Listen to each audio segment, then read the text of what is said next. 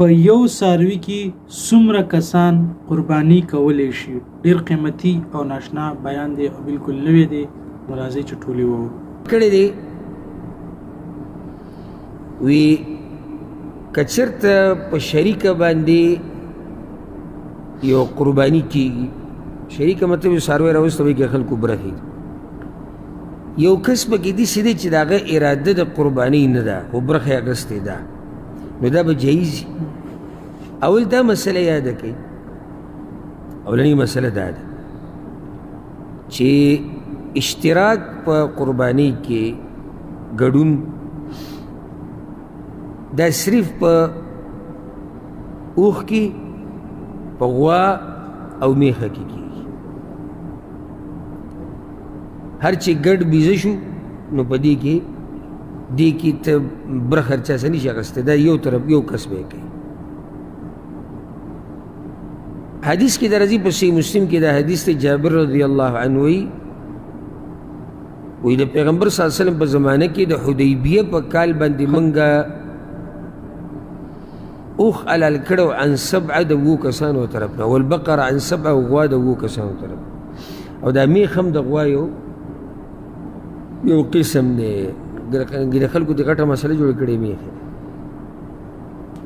میخه کته او میخه بره، میخه لنډه مسله ده او د غوا یو قسم دی، که نه دی؟ دا کتابونو ته مه واپس کېږي، علمي مسله خو موږ څو ځایونو کې بیان کړې چې دا میخه د غوا یو قسم.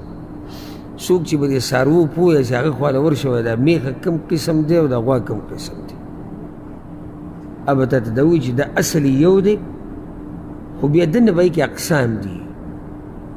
نو د غوا په اقسامو کې یو قسم څه دی؟ میخه. پوه شوې که نه؟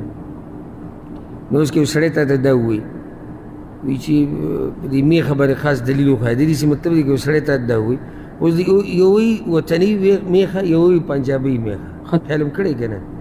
څه دغه وطنۍ باندې قرباني کړي او زه درته دا وایم چې حلاله خو هغه د پنجاب هغه ده، د وطنۍ باندې څه دلیل دی؟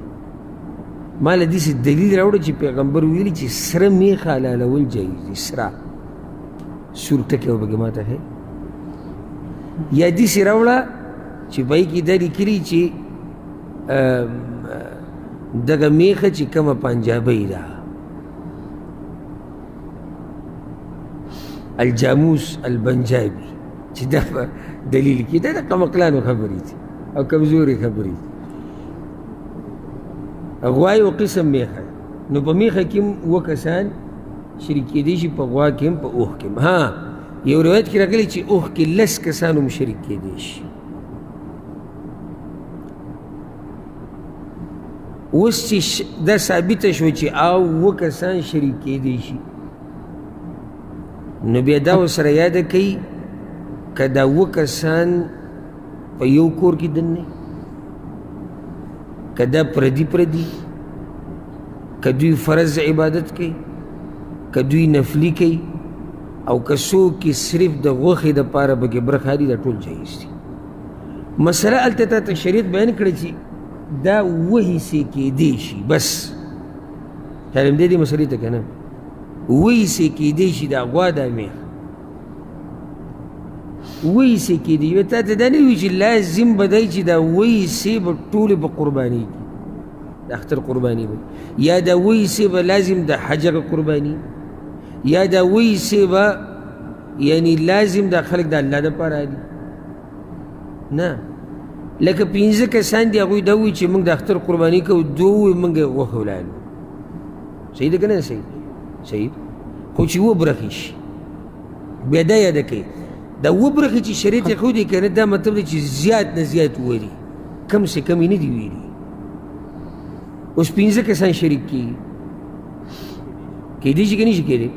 2 کسان لکه غوایي راوستو 2 کسان یې حلالوي، او کېدی شي 8 کسان یې حلالوي، نه شي کېدی. غوایي راوستو 8 کسان پکې، نه هلته تا د شریعت حد یې قول دی 7 کسان، کم 15 3 4 6 یو سړی یوازې یو غوا حلالوي، حلالولی شي، څه حرج نشته.